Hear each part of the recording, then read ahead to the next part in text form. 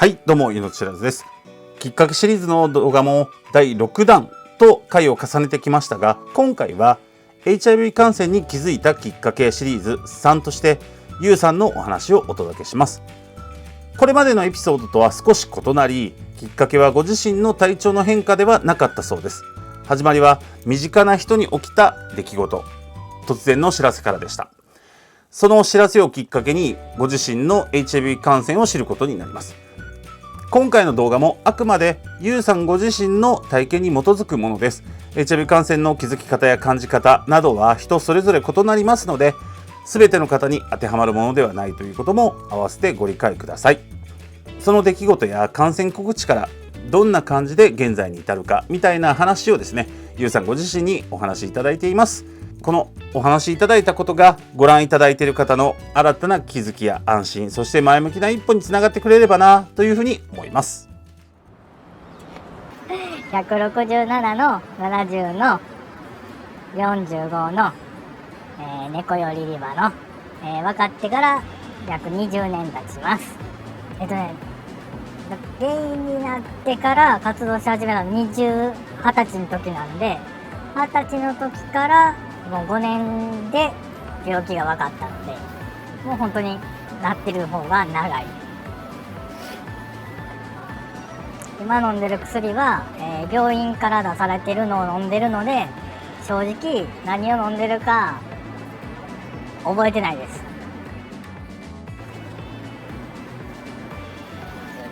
もうね、20年前は、冷蔵庫で薬冷やしてたし、飲む前には200キロカロリー、てかおにぎり1個分食べてから飲んでくださいっていうのあったし、あとは1日2回とかだったんで結構しんどかったです。今はもう1日1回で、それこそ冷やさなくてもいいので全然楽になりました。きっかけは、その当時付き合ってた人が覚醒剤で捕まって、面会の時に自分が病気やからちょっと検査行ってくれへんかっていうことで行ってみたら、自分もそうでした。多分結構前だ。相手はその時、投薬を一時中断してたので、それでね。言われた時はもう病気のことより、その人のことが心配やったからそこまでへこまなかった。告知された時の気持ちは、相手がもうそうやったから、もう自分もそうかなと思ってたんで、そこまで深く落ち込むっていうよりかは、やっぱりそうなんやなっていう気持ちの方が強かったです。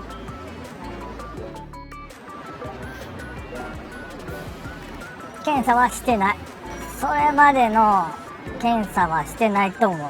だからもう初めての検査で分かったって感じです。その時は、ミクシーが流行ってる時代だったので、それでつながってた友達に、自分の病気のことを言うて、そこで大泣きして、それで気持ちが落ち着いた感じですかね。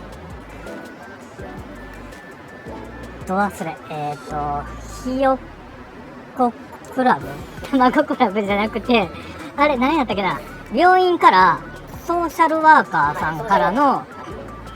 紹介で、なんかこういう分かって間もない人にはなんかあるよっていうのは何回か行ったことはあります。何回かやっぱなんかその時行った時にその知り合いに会うんじゃないかとか、そういうちょっと部分もあったんで、ちょっと行くのをためらってたっていう部分もあります。ぶっちゃけ知り合いにやったこともあるので、その時お互いそうなんやったんやみたいな感じです。とりあえず親にはどうやったらバレへんやろうとか思ったり、あとは免疫上げるのに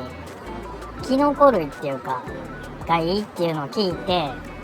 食べれなかった椎茸が食べれるようになったとか、そういう感じですかね。もうその時はもう免疫上げるために必死になんかそういうのはやってた感じですかね。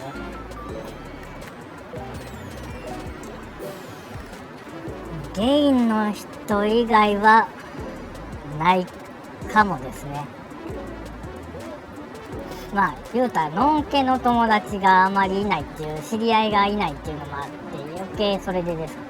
同性愛っていうのは伝えてても病気のことまでは言ってないっていうのはあるかも。でも自分はだから一回会社を辞めようと思った時にもう辞める前提やからもう病気のことももう言うて、でも今の働いてるところは受け入れてくれたからもう全然楽です。確定申告楽だしね。そうもう年末調整全部やってくれるんで楽で、自分のとこ少人数やから余計言えたっていうのはあるかもしれない。社長だけだから社長からたまにそういうなんか手帳使ったらなんか半額ですよとかマジでっていうそういうなんか冗談交じりの会話もできたりするからとりあえず定期的にやっぱ検査は言っといた方がいいかなっていうのはやっぱ正直思ったところですかね。自分はもうなってからの方が長いので受けといた方がやっぱちょっと状況が変わったのかなっていうのはあるかもしれないですね。あとは恋愛に関しては別にできないとかそういうふうに考えてる人もいるかもしれないですけど、そんなにできないことはないと思います。自分が実はこうやねんって言っても俺もそうやったって言ってくれる人はいますし、まあ自分の中でこの人には言うても大丈夫やろうなっていう人に言ったらちゃんと受け止めてくれたし、まあそこは全然大丈夫だと思います。もう長いから同じ人と付き合う方が多いというか、だから別に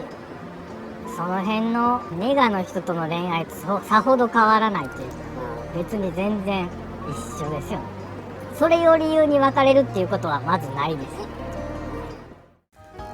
す。さて今回の動画はいかがでしたでしょうか。 HIV のことだけでなくですね、このチャンネルの内容の一つでもある薬物の話題も出てきていろいろと考えさせられる部分もあったわけですが、感染告知から20年を超える方のお話を初めて動画にさせていただきました。時間の経過とともに生活の中に馴染んでいき、自然に習慣化されていくもんなんだなと改めて感じました。動画の撮影後ですね、お話の中でゆうさんから薬の名前ってみんな覚えてるもんなんですかということとか、20年前にソーシャルワーカーさんから紹介された感染告知後間もない方への、フォローしてくださるグループの名前、動画の中ではですね、卵クラブとかひよこクラブとか言われてましたが、もし分かるよっていう方がいらっしゃいましたらコメントいただけるとありがたいです。それではまた次回の動画でお会いしましょう。さよなら。